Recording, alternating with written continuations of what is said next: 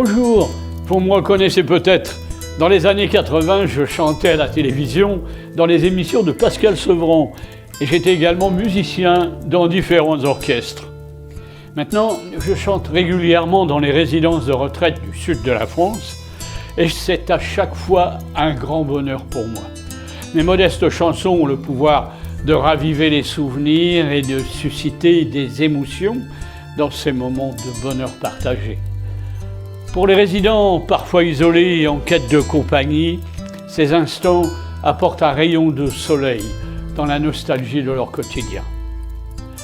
La lecture tranquille au coin du feu est également une de mes passions. Et aujourd'hui, j'ai envie de partager avec vous cette histoire étonnante que j'ai retrouvée au fond d'un vieux bouquin. Jérémy est un adolescent de 16 ans à qui l'on dit trop souvent sa chance d'avoir une mère américaine et un père suisse. La chance est un facteur éminemment subjectif. Pour les camarades de Jérémy, il ne fait pas de doute qu'il est un sacré privilégié. Aller une fois l'an de l'autre côté de l'Atlantique, en Floride, aux Bahamas, au Mexique, avec sa mère, durant les grandes vacances, ça relève de la grande vie. Qui plus est, quand on vit le reste de l'année dans une élégante maison de Genève, où on peut à loisir faire du bateau avec son père, ou skier tous les week-ends dans une station élégante où la famille dispose d'un petit chalet, Jérémy, lui, voit les choses autrement. Il préférerait mener une vie normale, c'est-à-dire ne pas être l'enfant d'un couple divorcé, d'un couple qui s'entendait mal, dont il a vécu et souffert les périphéries 10 années durant. Cet homme et cette femme qui n'arrivent même plus à se parler au téléphone sans se disputer, telle est la vie de Jérémy. Telle fut son enfance, celle d'un petit garçon sans frère ni sœur, adoré de son père, adoré de sa mère, tellement adoré qu'il se trouvait mal aimé de part et d'autre. Le père de Jérémy est ingénieur, il voyage souvent à l'étranger et travaille pour une société multinationale. Un homme trop absent, mais qui veille tout de même à ce que l'éducation de Jérémy soit parfaite.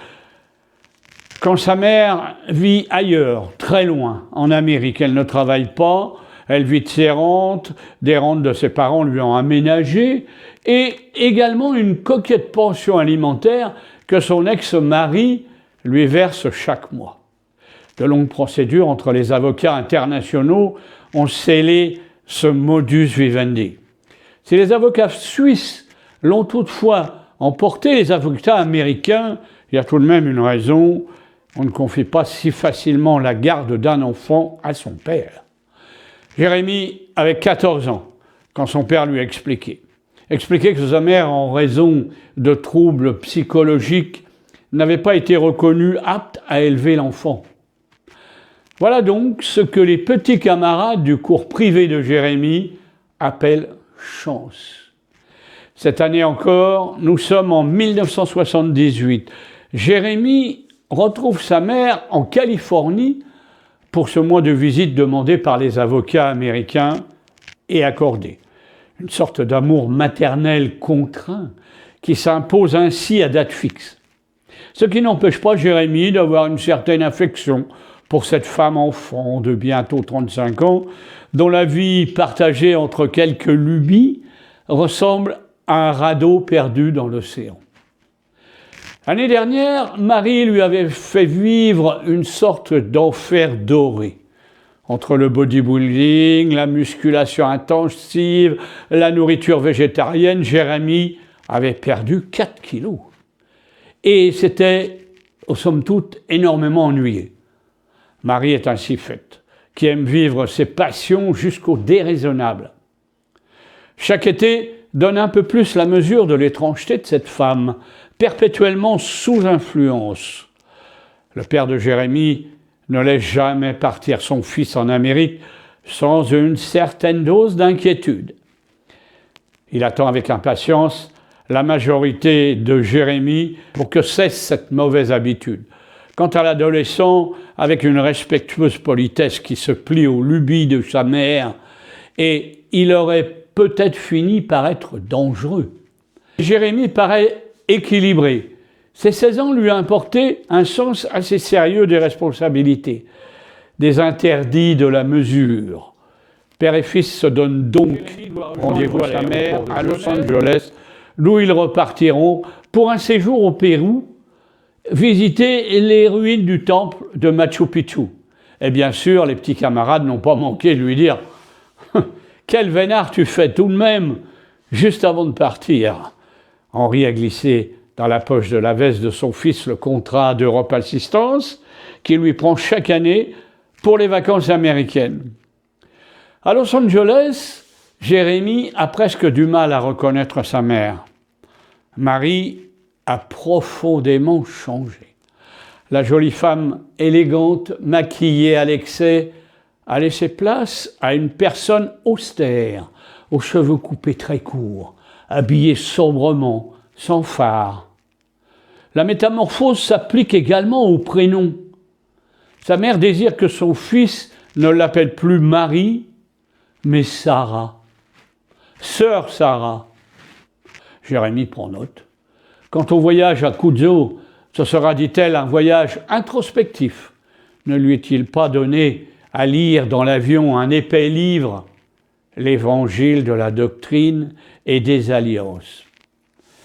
Jérémie a ouvert le volume, puis a glissé entre les pages une bande dessinée qu'il a pu feuilleter en toute impunité durant la traversée. Sa mère lui parle de temps en temps d'une secte étrange, les fils de Dieu. Ses disciples attendent la venue du Christ en personne sur le territoire californien. Quant à Jérémie, quand il aura 18 ans, il ne pourra rien faire de mieux que de venir vivre ici, afin d'être évangélisé. Plus tard, ce sera à son tour de délivrer la bonne parole là où il se trouvera. À 16 ans, on ne relève pas ce genre de lubie. On se contente d'admirer Machu Picchu, site fantastique, avant de retourner passer quelques jours à Cuzo, capitale de l'Empire des Incas, dans une chambre réservée. Jérémie adore se promener tout seul dans la ville. Sœur Sarah lui dispense 1000 recommandations. Elle lui semble si peu se protéger, ne pas fumer, ne pas accepter de drogue, refuser l'alcool. Le mal est partout, partout dans la rue, dans les hommes. Seul Dieu. Il devra se laver les mains 8 fois par jour pour se purifier. Jérémie est en parfaite santé, celle d'un garçon de 16 ans, normalement constitué. Voilà cependant qu'au lendemain de leur arrivée à Cuzo, une violente douleur au ventre leur réveille pendant la nuit. Quelque chose comme une lame qui fouillerait ses entrailles du côté droit. Très vite, la douleur se fait intolérable, accompagnée de nausées et d'une fièvre soudaine. Ils se perçoivent que les haricots rouges et les piments qu'ils ont mangés la veille a dû contribuer à cette défaut de santé. La douleur s'accroît. Il faut bien en parler à sa mère, laquelle, ayant perdu de ses institutions maternelles, s'affole immédiatement et demande conseil au directeur de l'hôtel. Un médecin péruvien se présente, un jeune médecin qui ne met pas plus de 3 minutes à donner son diagnostic. Crise d'appendicite aiguë. Il fait dire dans un anglais approximatif à Jérémie qu'il a déjà ressenti, quoique bien plus légère, cette sorte de douleur ces derniers mois. Le jeune garçon n'y avait pas prêté attention. Cette fois, la crise paraît grave. Et si la fièvre ne se décide pas à baisser, il faudra songer à une opération. Marie, alias Sœur Sarah, réagit curieusement. La glace sur le ventre, elle veut bien. Mais les médicaments, elle n'accepte pas. Les médecins sont des drogues. Le médecin et Jérémie s'efforcent de lui expliquer que les antibiotiques ne sont pas des drogues, comme celles qu'elle réprouve. Le praticien péruvien profite de ce que Marie vient de sortir pour questionner le garçon. « Ta mère ne te donne jamais de médicaments ?» je ne vis pas avec elle. Mais depuis que je l'ai retrouvée, elle ne parle que de religion. Je suis sûr qu'il y a un rapport avec cela. Le médecin lève les bras au ciel. Les sectes font des ravages, ici aussi. Elles se multiplient et gagnent jusqu'aux paysans des Andes. Quand ceux-ci ne sont pas déjà intoxiqués par la propagande du Sentier Lumineux, une organisation maoïste très bien implantée dans le pays. Surtout, ne l'écoutez pas. Prenez ces médicaments et s'il y a un problème, téléphonez à mon cabinet. Je vous ferai hospitaliser. En attendant, je vous envoie une infirmière pour faire des piqûres. Le médecin laisse une ordonnance sur la table de la chambre. Première dispute depuis longtemps entre Jérémie et sa mère. Elle se refuse à acheter les médicaments. Violent heure. Il finit par sonner une femme de chambre et lui intime, du haut de ses 16 ans, l'ordre d'aller à la pharmacie. Le conflit prend des proportions indescriptibles. Quand l'infirmière arrive pour faire la piqûre, « Oh, vous ne toucherez pas à mon fils !» L'infirmière est hébétée. Son regard passe du fils à la mère. Elle n'a jamais vu cela. Jérémie se fait conciliant, ruse oblige. « D'accord, maman, on laisse tomber les piqûres, mais le médecin m'a prescrit des massages. Cela, tu ne peux pas le refuser. Il n'y a pas de drogue. » Regard stupéfait de l'infirmière, des massages. Elle fait des massages pour résorber une appendicite. La naïveté de Marie a de quoi surprendre. Rassurée, elle abandonne son fils aux mains de l'infirmière, qui, bien entendu, s'abstient de faire des massages. « Écoutez, j'ai besoin de votre aide. Le médecin dit que ma mère est folle. Vous devez jouer la comédie. C'est pourquoi j'ai parlé de massage. » 3 jours durant, l'infirmière complice viendra faire des massages à Jérémie. En réalité, une piqûre par jour. Mais la fièvre ne chute pas. L'infirmière rappelle le médecin. Inquiétude, il vaudrait mieux l'hospitaliser. L'opération peut être nécessaire. Mais aussitôt, un problème se pose. Celle que le médecin continue d'appeler la loca, la folle.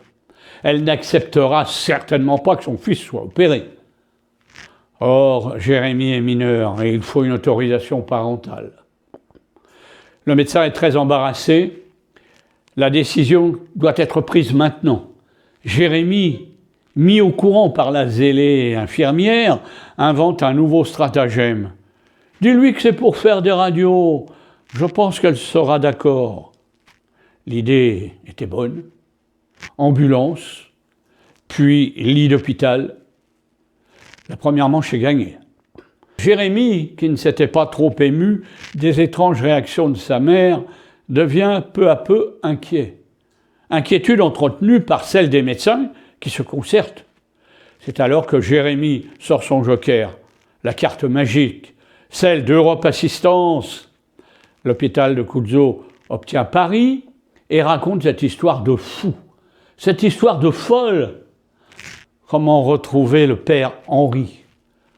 Très vite, bien sûr. Le chargé d'assistance ne s'étonne de rien, même si cette aventure est singulière. Le principe de son intervention reste le même. Retrouver un homme, lui prendre une réservation sur le prochain avion et, dans le cas extrême, envisager un rapatriement sanitaire à Genève. À l'hôtel de Dubaï, où la secrétaire sait que le père de Jérémie est descendu, on trouve un message. Il est absent pour 48 heures, parti en repérage avec une équipe de techniciens à plus de 100 km de la ville. Impossible de le joindre au téléphone avant demain soir. Le médecin péruvien apprend la nouvelle avec consternation. Comment opérer sans l'autorisation paternelle? Le risque à prendre est trop grand. Le chargé d'assistance est moins pessimiste. Un de nos médecins va se mettre en liaison avec votre chirurgien. Nous allons également tenter de joindre la mère et de la convaincre avec un psychologue en ligne. On va la convaincre d'accepter toute intervention possible sur son fils. S'il le faut, nous viendrons sur place. Dans la chambre 42 de l'hôtel de Cusco, une femme vient d'en décider autrement. Aveuglée par ses convictions, Marie, en prière au chevet de son fils, a décidé de le ramener à Los Angeles et de le confier à un médecin qui fait partie de sa secte.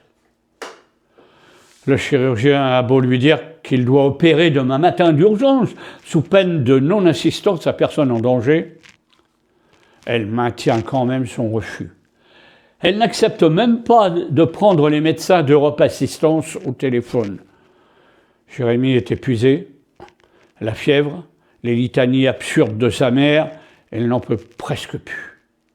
Donnez-lui des calmants, qu'elle dorme et opérez-moi. On en arrive à échafauder des scénarios qui se révèlent tous plus invraisemblables les uns que les autres. Pendant ce temps, le chargé d'assistance se démène.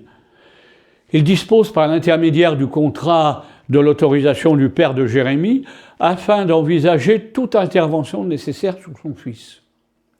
Un chirurgien est immédiatement envoyé à Cusco. Il arrivera le lendemain dans la matinée, l'ambulance de l'hôpital l'attend à l'heure convenue, mais comment tromper la vigilance de cette mère irresponsable? Une astuce est imaginée. Un avocat peut demander à la police locale de vérifier l'identité de la mère de Jérémie. Une vérification qui s'effectuera dans un commissariat qui prendra bien 1 heure ou 2, et pendant ce temps, l'équipe médicale d'Europe Assistance se retrouvera en toute légalité devant le malade, prête à être opéré.